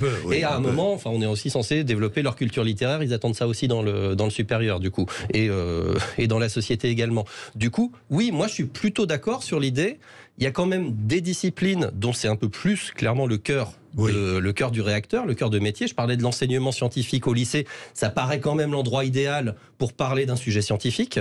Et effectivement, plutôt que d'aller s'intéresser à la formation des cristaux en physique, qui est peut-être pas le sujet le plus utile du moment. Si vous développez l'enseignement écologique, environnemental, dans certaines matières, vous allez priver cette matière d'autres enseignements. Vous comprenez ce que je veux dire? Là, on a ce problème-là dans l'enseignement moral et civique actuellement, ce qu'on appelait l'éducation civique avant. On a ce problème-là, on a des programmes pléthorique. On a tout dedans. Mais oui, il y a tout. Il y a tout. C'est pour ça qu'avoir une matière... Mais à un moment, on n'arrive pas C'est pour ça que peut-être qu'avoir une matière écologie, ça serait peut-être... Là, on est en train de refaire la même erreur qu'on a fait à l'époque, justement, dans l'informatique. Parce que justement, non. Je veux dire, il y a un moment, on ne peut pas cloisonner. On voit aujourd'hui que le numérique est partout. On pourrait très bien dire, bah tiens, le numérique, c'est un côté technologique, allez hop, anciennement scientifique aussi. Finalement, on va coder, on va faire du Python parce qu'on est prof de maths, etc. Je suis désolé, aujourd'hui, le numérique, et d'ailleurs comme l'écologie et toute c'est la notion d'environnement, bah, elle est partout. Je veux dire, c'est dans l'économie, c'est une question scientifique, c'est des questions qui se voient à tous les niveaux et qui progressent de plus en plus. Je veux dire, des groupes entiers se sont restructurés sur justement d'un côté numérique et de l'autre côté environnement. Donc, il y a un moment, on ne peut pas faire abstraction et encore avoir une vision qui soit trop réduite des choses. Mais il faut le voir de manière globalisée. Oui, le problème de ce transversal-là, c'est qu'à un moment, quand tout le monde doit le faire, à l'arrivée, personne ne le fait. Hein. Ben justement. Et c'est souvent ce qu'on remarque. C'est qu'à l'arrivée, il ne se passe pas grand-chose. Hein. Et voilà. Il ne se passe pas grand-chose. Oui, mais alors on ne peut pas fonctionner en permanence avec un système de béquilles, en mettant, je veux dire, c'est un petit peu effectivement comme la techno qui disparaît en 6e, et on va mettre effectivement un rattrapage pour les élèves. Ok, c'est très bien. C'est pas la meilleure nouvelle pour l'enseignement du numérique, hein, accessoirement, que la technologie disparaisse en 6e. Hein. Donc il y a un moment aussi, il faut aussi être un minimum ambitieux et peut-être aussi effectivement se donner les moyens pour pouvoir y arriver. L'écologie pourrait être deux matières mais alors, l'informatique est une discipline aujourd'hui. Oui, l'informatique est une discipline. Et bien l'écologie pourrait être une discipline. Désormais. Pardon. Ça existe au lycée. Pardon, moi je trouve... Non, enfin je sais pas, je vais pas défendre ce point de vue. J'ai pas. Qu'est-ce que vous en pensez? Non, moi je trouve que c'est vraiment pluridisciplinaire et la difficulté de faire une seule discipline, c'est que comment vous allez faire? Vous allez mobiliser des profs de caractéristiques différentes, etc. pour parler de la science, de social, etc. des différentes approches. Et je pense que ça introduira une certaine confusion. Par contre, je pense que, mais je compare avec le supérieur. Si vous voulez, le supérieur, il y a un exercice qui mérite d'être fait considérablement et qui commence à être fait, que toute une série de matières, le droit, l'économie, etc. intègre ces sujets écologiques. Ce n'est que le début d'ailleurs. Hein, oui, c'est vrai. Et je pense qu'il y a le même exercice à faire au niveau du lycée, qui commence à être fait, mais sans doute de manière insuffisante, enfin j'en sais rien, ça pour le coup, mais qui commence à être fait, mais d'essayer de voir dans chacune des grandes matières qui concernent l'écologie, de voir si ces sujets sont traités convenablement. Est-ce que vraiment le socle scientifique est là sur ce sujet? Est-ce que le professeur est bien formé? Est-ce que le professeur est bien formé? Et est-ce que le débat... La réponse est globalement non. Et est-ce que le débat... Connaissant les rythmes de formation continue de l'éducation nationale... Est-ce que le débat de société est posé? Est-ce que le débat de société est posé? Voilà, dans son objectivité. C'est pas certain. Voilà, là je suis pas certain. Est-ce qu'il est posé dans son objectivité, en montrant quels sont les arguments dans un sens, dans un autre, sur les 4 ou 5 grands sujets? On les voit bien, les 4 ou 5 grands sujets qui sont posés devant nous. Bon, si j'ai bien compris, pas de matière spécifique, on est bien d'accord. Un enseignement transversal dans plusieurs matières, une meilleure formation des enseignants et ensuite un suivi à l'université. Parce que vous avez raison. Il n'y a rien à l'université. Alors attendez, on parle de l'université. Je voudrais quand même rappeler, là on parlait lycée. Ça commence un petit peu. On parlait lycée. J'aimerais quand même rappeler qu'on a un tiers de nos lycéens qui sont en lycée professionnel. Oui, c'est vrai. Qui globalement vont pas aller à l'université, éventuellement en IUT, très rarement dans des licences. Et qu'ils ne sont pas moins concernés par le changement climatique que les autres lycéens. Ils sont même peut-être, à la limite, plus concernés. C'est une excellente remarque, je pense, et voilà tout à fait, au lycée professionnel, je pense cet examen systématique de savoir est-ce que les élèves ont vraiment les connaissances de base sur ce sujet, c'est indispensable. C'est indispensable, mais il faut un examen. Oui, mais le truc, c'est que pour avoir les connaissances de base sur ce sujet, c'est la crise du système français aussi, c'est qu'il faut qu'ils aient les connaissances de base en sciences. Il faut qu'ils aient les connaissances de base dans les outils scientifiques, j'allais dire, on parlait de l'éducation aux médias et à l'information, mais encore faut-il, par exemple, on a des lycéens professionnels qui ont des difficultés terribles à lire un texte. Voilà, on en est là, aujourd'hui. Donc à un moment, c'est pas en ripollinant du changement climatique sur des élèves qui n'ont pas les outils pour le comprendre qu'on va faire grand-chose. C'est pour ça aussi que cette crise qu'on a et ces difficultés dans les savoirs fondamentaux, elle est essentielle, parce que si on résout pas ça, tous ces sujets de société, beaucoup d'élèves n'auront pas les moyens de les comprendre. Merci à tous les trois d'être venus nous voir. Passionnant sujet, évidemment, de réflexion. Il est 12:05, vous êtes sur Sud Radio. Merci. Nous allons parler de toute autre chose. Pour ça, il y a First Stop. Jusqu'au 29 juillet, la TVA est offerte sur les pneus Bridgestone. Bridgestone, TVA offerte chez First Stop. Oh, mais c'est top. Conditions sur firststop.fr.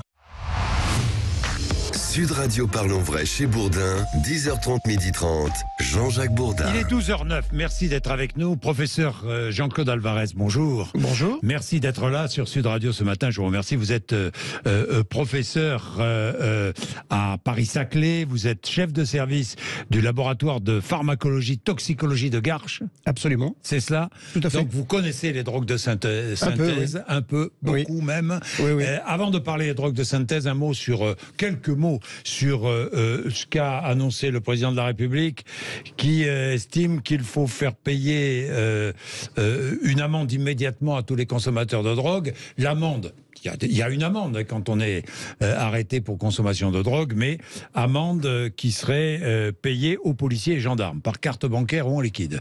Ça serait immédiat. Qu'en pensez-vous ? Alors moi, qu'on fasse payer les amendes, je trouve ça relativement normal. Hein. Oui, parce que 35% seulement des amendes sont... C'est même moins de 30%, je pense. Dans les banlieues, c'est moins de 30%. Hein. C'est moins de 30% dans les banlieues. Donc, absolument. Donc on fasse payer ces amendes, d'autant plus que, soi-disant, on est un pays très répressif sur le cannabis. Ça prouve bien qu'on n'est pas si répressif que ça. Hein. On punit plus, on poursuit plus, on donne des amendes, mais elles ne sont pas payées. Donc finalement, on n'est pas si répressif que ça. Oui, c'est vrai. Donc qu'elles soient payées, c'est une excellente chose. Par contre, que l'on mette ça sur le dos des policiers, là, c'est pas mon domaine. Gendarmes. Mais bon, policiers, gendarmes, mais je suis pas persuadé que ce soit leur rôle. Bon, nous verrons, le décret va sortir fin août, nous verrons ce qu'il contient. Bien, mais moi, ce qui m'intéresse, au-delà du cannabis, ce sont les drogues de synthèse. Vous connaissez ça mieux que nous tous. Oui, d'autant plus que nous sommes laboratoire de référence en fait sur les drogues de synthèse en France. Il y a 2 laboratoires spécialisés, le CHU de Lille et nous-mêmes à Garches. Donc on connaît particulièrement bien ça. Bien. Et moi, j'ai vu les images aux États-Unis, des ravages causés par ces drogues de synthèse. Absolument. Il suffit de regarder les rues de San Francisco ou de New York ou d'autres grandes villes américaines, et même dans les petites villes, parce que les drogues de synthèse, on les rencontre partout. Combien de drogues de synthèse? 900 drogues de synthèse? Peut-être plus encore? Des drogues de synthèse, il y en a vraiment des centaines. En fait, on les répertorie pas toutes, hein, c'est très clair. Tous les jours, il y a des nouvelles drogues de synthèse qui apparaissent. C'est la course un petit peu entre eux et nous pour les reconnaître, parce que nous, on a des bibliothèques pour pouvoir les reconnaître. Mais en fait, c'est une course permanente. Il y a des nouvelles qui arrivent. En général, on peine pour les identifier, mais c'est une course entre eux et nous. C'est comme le dopage, ça. Vous voyez, il y a des nouvelles molécules qui arrivent. Nous, on doit arriver à les reconnaître pour arriver à identifier que c'est des drogues de synthèse. Qu'est-ce qu'une drogue de synthèse? En fait, c'est une drogue. Vous prenez une drogue qui est interdite, et puis sur cette drogue, vous allez modifier légèrement sa structure chimique. Vous allez rajouter un petit oxygène, un petit hydrogène, vous voyez. Donc vous modifiez la structure, elle n'est plus interdite, puisque c'est une autre molécule, donc elle n'est plus interdite. Et elle a exactement les mêmes effets, parfois plus, parfois moins. Prenez un exemple, tiens, pour qu'on comprenne. L'exemple le plus classique, c'est les catinones. La 3-MMC, comme on entend parler, 3-méthylméthcatinone. En fait, au départ, c'est une drogue naturelle. La catinone, ça existe dans un arbuste qui s'appelle le cat en Afrique. Et en fait, on est parti d'une substance naturelle. Et puis les chimistes se sont dit, mais puisque la nature a réussi à créer une molécule qui a les mêmes aspects que l'amphétamine, c'est très similaire au niveau effet que l'amphétamine, nous on va faire exactement pareil, on va modifier légèrement la structure et on va créer des nouvelles catinones.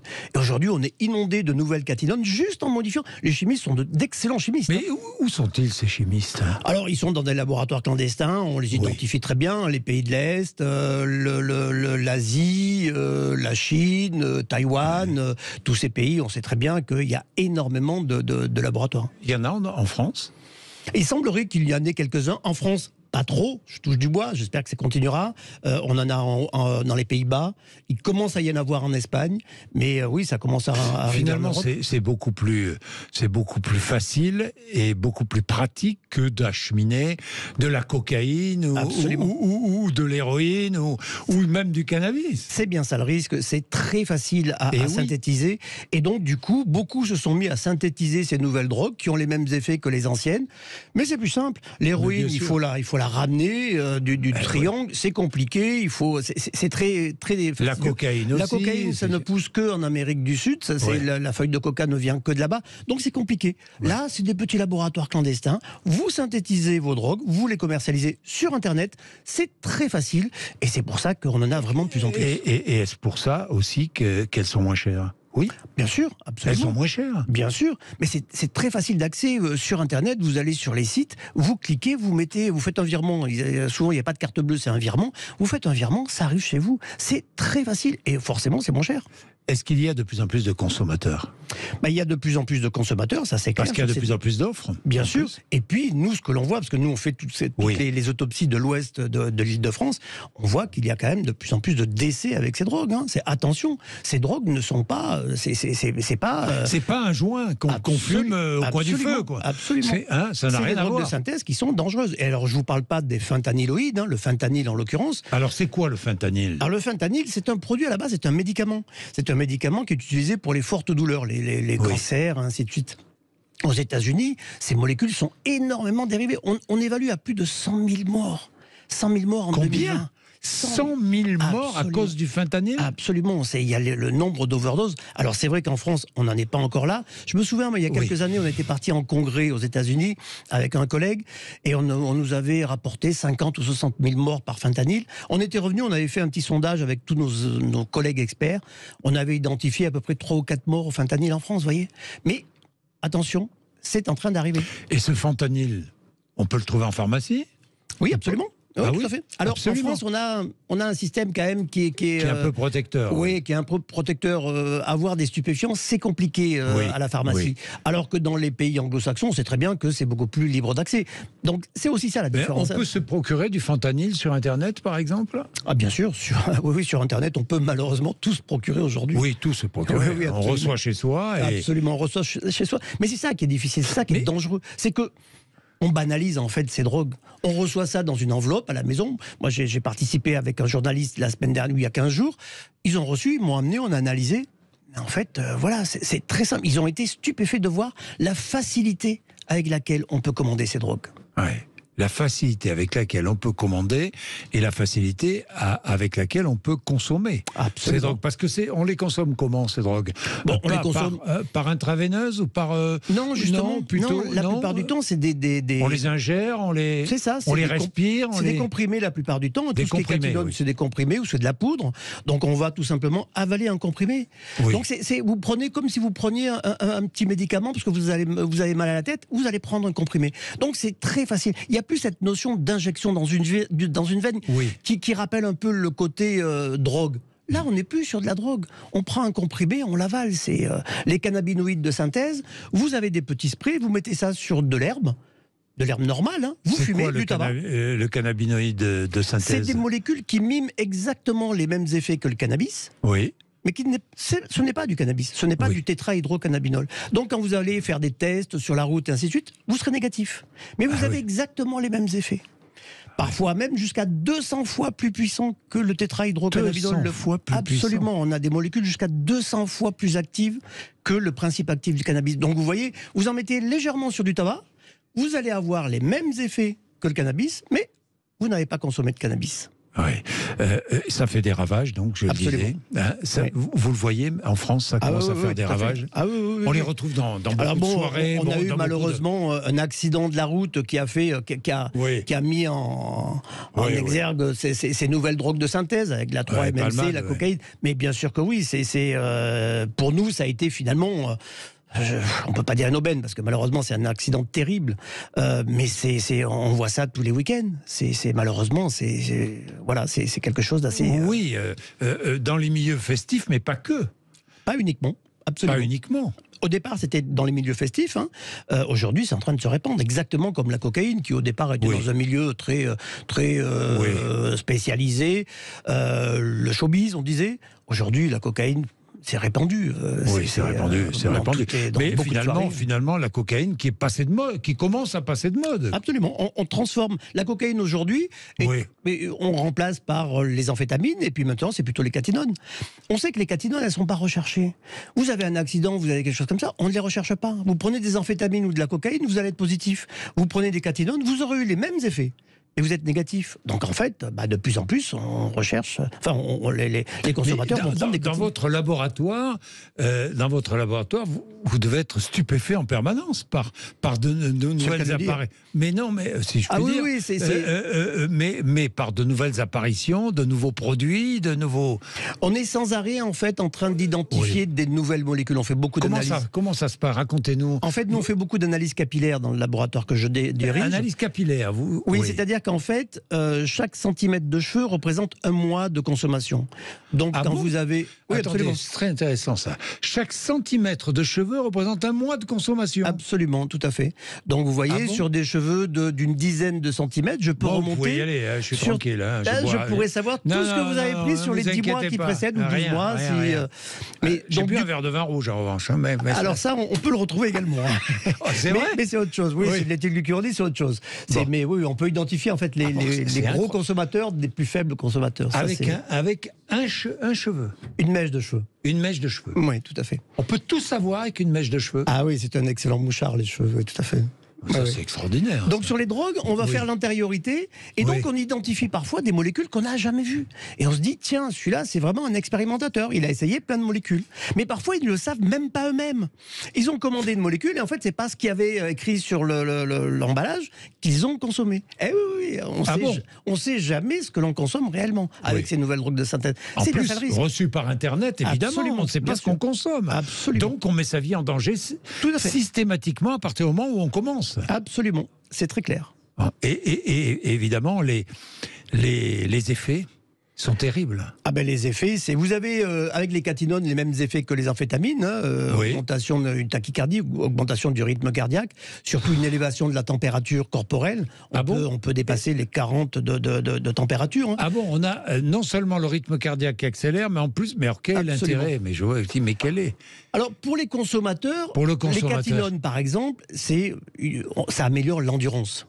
Donc en fait, ça améliore l'endurance, mais les contacts. Comment l'endurance? Dans les milieux gays, par exemple, c'est utilisé parce qu'on va faire des soirées gays qui vont commencer le vendredi, qui vont finir le dimanche soir. Mais oui, mais quand on accélère le rythme cardiaque, on n'accélère pas l'endurance. On accélère, soi-disant, ses performances sexuelles, en l'occurrence aussi. Oui. Donc voilà, ça augmente la libido, ça euphorise, ça désinhibe, c'est-à-dire que vous n'avez plus du tout de retenue, vous allez faire des choses que vous ne feriez pas habituellement, vous allez augmenter votre endurance. Donc voilà, ça permet en fait de pouvoir faire des marathons du sexe, comme on dit, du vendredi jusqu'au dimanche soir par exemple. C'est essentiellement dans les milieux homosexuels Les catinones, ça reste quand même beaucoup dans les milieux homosexuels. C'est en train d'arriver dans des soirées plus classiques, mais c'est vrai que ça reste quand même très localisé dans les soirées gays notamment. Dans les soirées gays notamment. Oui, tout à fait. Oui. Et puis après, une fois cet effet passé, c'est la descente. C'est ce qu'on appelle la descente, qui n'est pas toujours facile. Alors, ils vont compenser. Ils vont prendre d'autres produits, ils vont prendre des benzodiazépines, ils vont prendre... Ah oui, c'est bien ça le problème, c'est que quand vous commencez à prendre ces produits-là, vous avez des effets néfastes, qui ne sont pas très agréables, donc on va compenser. Très désagréables même. Absolument. On va prendre d'autres drogues, on va prendre des benzodiazépines, des anxiolytiques, donc, pour essayer de compenser cette descente un peu douloureuse, des hypnotiques. On va donc devenir polyconsommateur, parce qu'en fait, on lutte contre les effets secondaires de ces molécules. Et donc on prend d'autres drogues. Absolument. Et c'est l'enchaînement. Mais dites-moi, c'est effrayant, hein? Ça, vous qui travaillez sur ce sujet-là avec toutes vos équipes. Alors c'est un sujet passionnant pour nous, c'est clair. Oui. En même temps, pour moi c'est vraiment un problème de santé publique aujourd'hui. On en arrive à il va falloir que. Alors je n'ai pas les solutions, mais quand j'entends par exemple parler de légalisation du cannabis, ça me fait peur. Ça me fait peur parce qu'on va banaliser une fois de plus une drogue qui est toxique. Le cannabis, ça entraîne aussi des dégâts. Sur le cerveau, c'est terrible. Les troubles de la mémoire, de l'apprentissage, ça déclenche des schizophrénies. On sait tout ça. Ça déclenche des dépressions à l'âge adulte. Et on veut banaliser cette drogue. Or, c'est une drogue aussi. C'est une drogue. Comme l'alcool, comme le tabac. Oui, bien sûr. Tabac. Mais on fait tout pour essayer de diminuer leur consommation. Alors que là, on va légaliser, on sait très bien, le Canada l'a montré, on légalise, on augmente la consommation. On est déjà les premiers en Europe. Oui, mais on contrôle le produit, non ? Vous allez le contrôler, regardez en Uruguay, ils ont tellement contrôlé le produit, ils faisaient du 5%, pas plus de THC. En fait, personne n'allait l'acheter. Donc là, ils sont en train de commercialiser un 15%. Parce qu'en fait, sinon, tout le monde reste dans le marché parallèle. Parce que le marché parallèle, il reste. Toujours. Parce que il est nettement moins cher. Je vous rappelle qu'il y a quelque chose qui s'appelle la TVA. Là, il n'y en a pas. Donc, le marché parallèle, il restera toujours moins cher, croyez-moi. Donc, les jeunes iront sur le marché parallèle, et puis beaucoup iront sur le marché parallèle parce que ce sera moins cher, tout simplement. Par contre, celui, je dirais, la personne bien placée, qui veut fumer son petit pétard le samedi soir, lui, il ira à la boutique. Voilà, il n'aura plus besoin d'aller chez le dealer. Voilà. Il ira à la boutique et c'est pour ça qu'on a un certain lobbying. Rassuré. Il sera quelque part psychologiquement rassuré parce qu'il a acheté légalement. Voilà, et il n'aura plus le risque d'avoir une amende que lui doit payer, vous voyez ? Oui, et que lui paiera. Voilà, exactement. Là, il n'aura plus d'amende. Donc voilà. Mais ça ne tue pas le trafic pour vous ? Non. Non.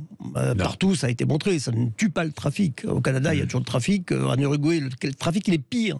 Il est pire parce que justement, tous les dealers se sont mis à vendre des NPS, des nouvelles drogues de synthèse. Et c'est pire. Oui, mais de toute façon, mais alors que faire ? Que faire ? Informer ? Pour le cannabis, il faut faire la prévention. C'est l'information, la prévention. Mais oui, l'information, la prévention. Moi, j'ai 4 enfants. Je leur ai posé la question. Aucun d'eux, on leur a parlé de la dangerosité du cannabis. Aucun.